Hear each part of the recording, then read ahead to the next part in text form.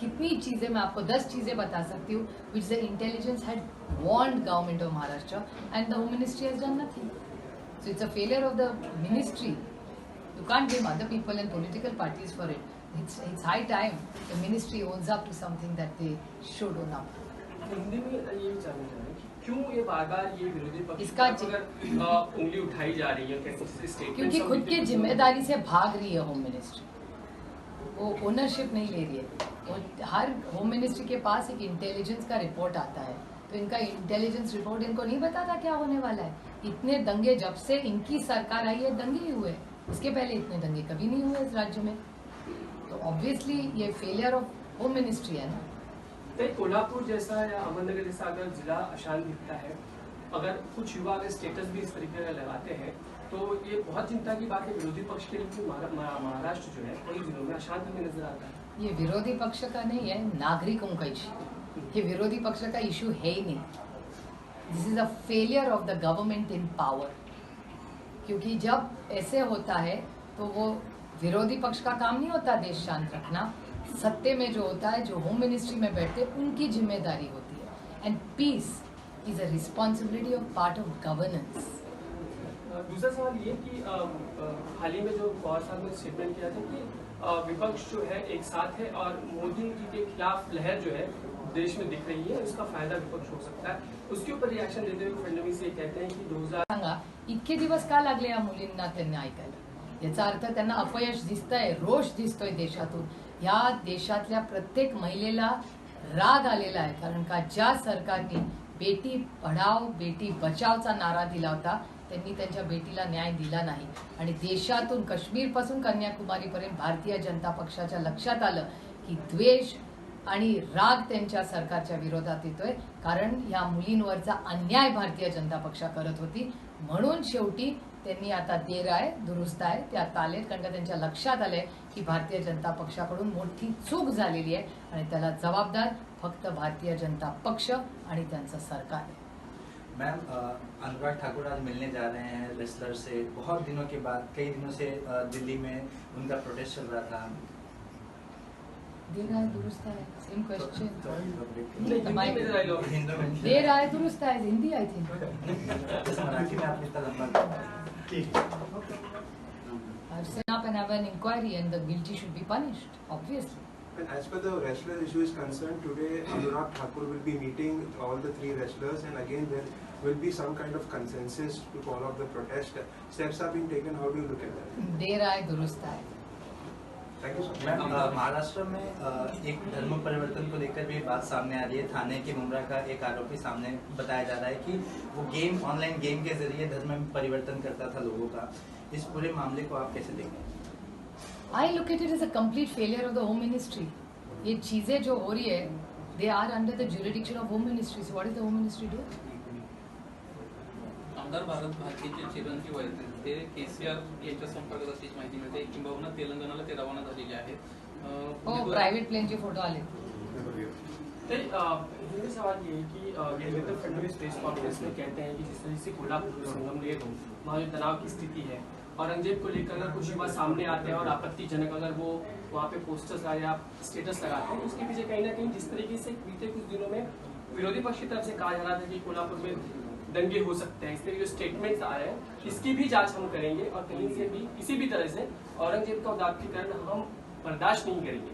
इसकी भी जांच होगी. इसके पीछे कोई पार्टी है क्या? मेरे ख्याल से होम मिनिस्ट्री का एक इंटेलिजेंस सोर्स होता है और intelligence reports into the home ministry itself directly at the top. तो ऑब्वियसली इसमें कुछ गड़बड़ हो रही है ना. इनका इंटेलिजेंस क्या करिए जा रहा है, कितनी चीज तो केला आणि त्यानंतर त्यांना आत्महत्या देखील केली. मंत्रालयाच्या अगदी जवळची ही घटना आहे. अतिशय दुर्दैवी ही घटना आहे.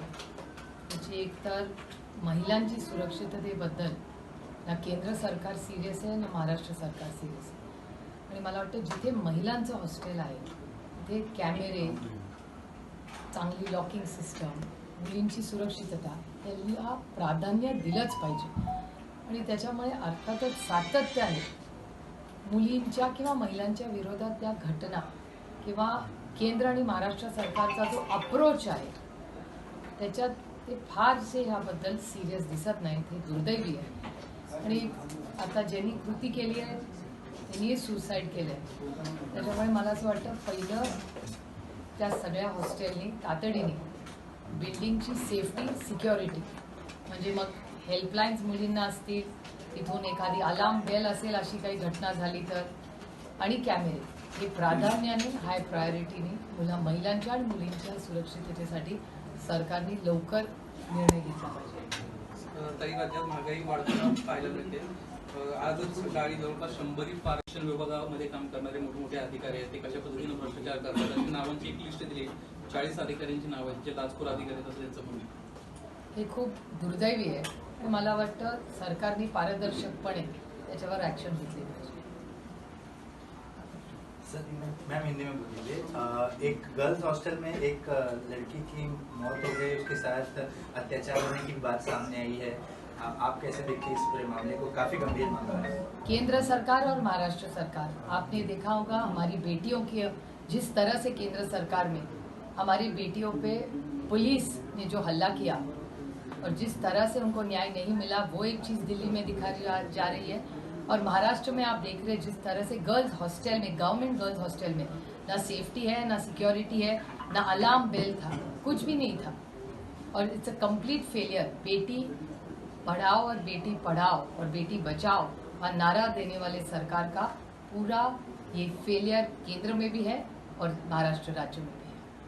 मैम, जिस तरह से फैमिली का आरोप है कि लड़की ने इसके पहले भी शिकायत की थी वार्डन से कि वॉचमैन इस तरह की हरकतें कर रहा है, वो अंदर आ जा रहा है, फिर भी वार्डन ने कोई कार्रवाई नहीं की, ऐसा फैमिली का आरोप है।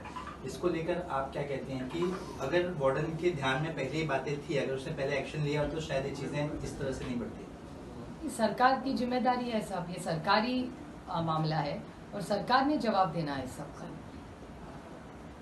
ताई, कोल्हापूरमध्ये तांदा नावाचं वातावरण निर्माण झाले. काल राज्याभिषेक मला काही आश्चर्य वाटत नाही, कारण का मी गेले 2 वर्ष सातत्याने केंद्र सरकारमध्ये पार्लमेंटमध्ये जेव्हा जेव्हा बोलले तेव्हा मी price rise, inflation, food inflation याच्याबद्दल सातत्याने बोलले आणि एक स्टेडी पॉलिसी नाही आहे केंद्र सरकार.